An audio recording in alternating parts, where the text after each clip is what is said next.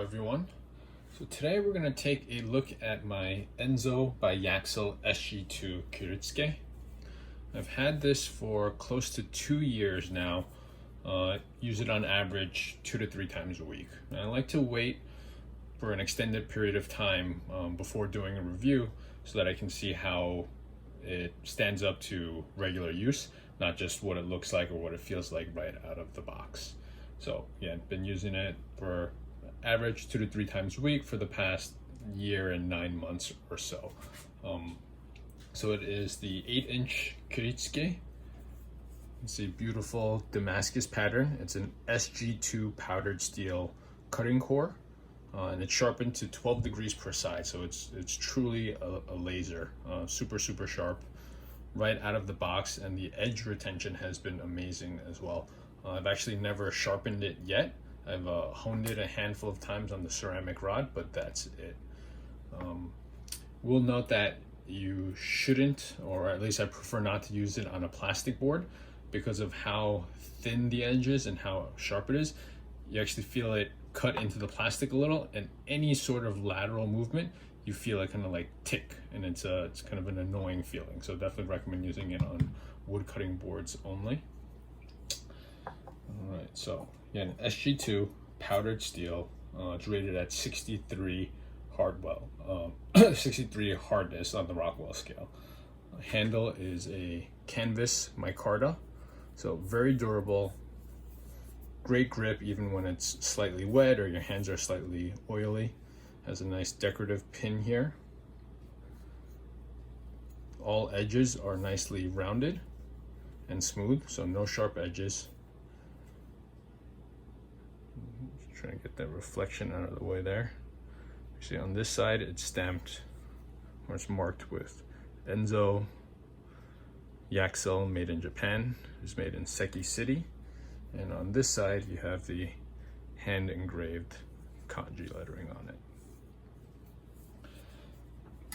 So as you can see, the handle is more of a Western style handle, but up against a traditional Kiritsuke. This is the Yoshihiro Super Blue.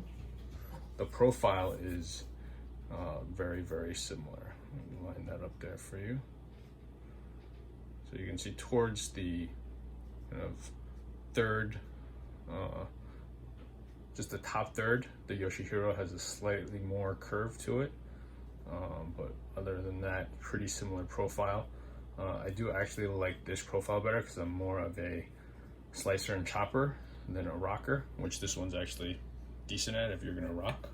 I mean, I do love this knife as well, but I do like that kind of straighter profile on this. So again, let's see how sharp it is after regular use, extended regular use without any sharpening. So newsprint, let's see, push cut here. And it's still like the day it was when I took it out of the box for the first time. You can hear how smooth that is just with a push cut. No snags. Buttery smooth. And go upwards too.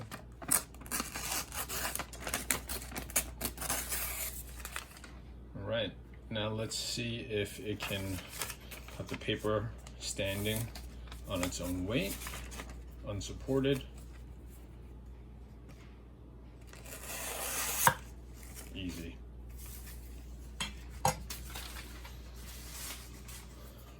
me give this a quick wipe and then I will do the tomato test.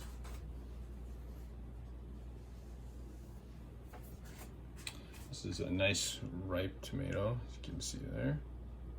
Very ripe.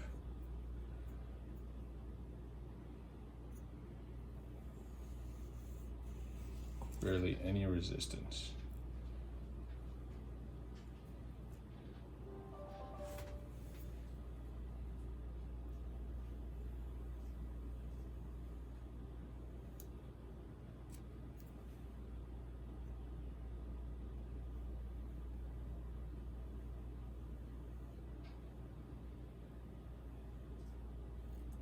nice and thin.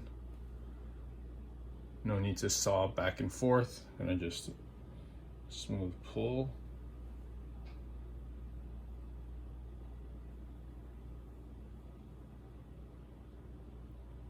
And then just a little back upwards.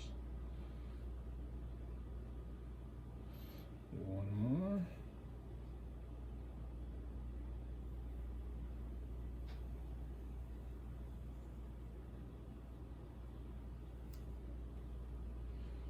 Like butter.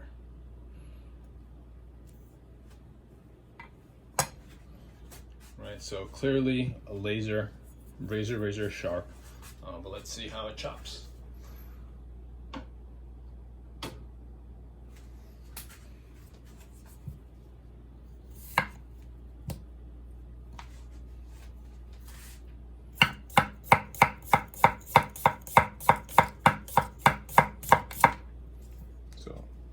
Nice kind of push cut.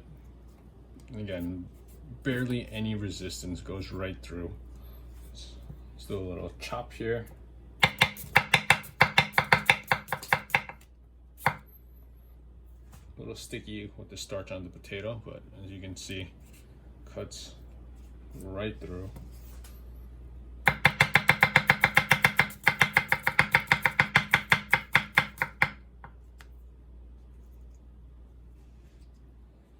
Nice thin slices.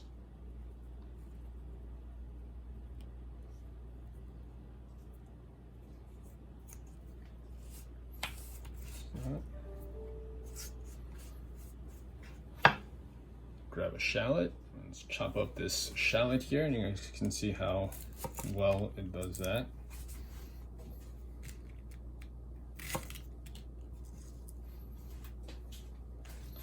So one thing to know, I mentioned a little bit before talking about using plastic cutting boards, but even on the wood, you want to minimize lateral movement. So wouldn't recommend rocking, because as you're moving side to side, you're putting a little lateral movement on the edge. And with such a fine edge, sharpened to 12 degrees per side, you certainly could damage it doing that. Yeah. Also, when you're kind of clearing your cutting board, you don't want to use the edge to push.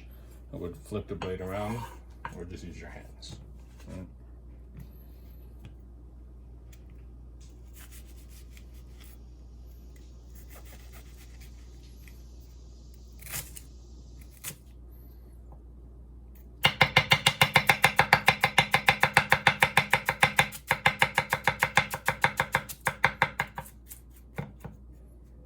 Nice and fine.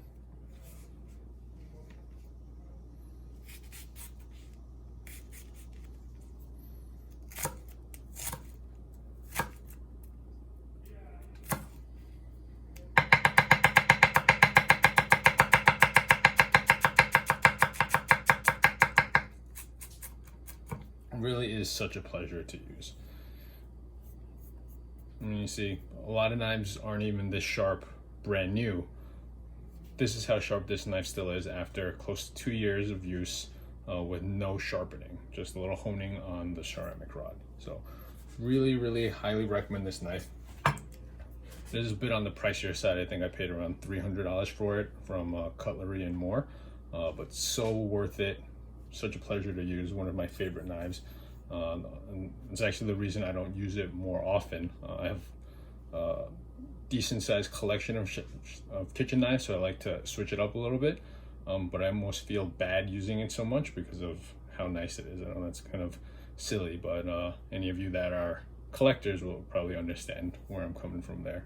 But really one of my favorite knives to use, right up there with the Yoshihiro Super Glue. But that's it. If you guys have any questions on this knife, feel free to drop it in the comments below, and thanks for watching.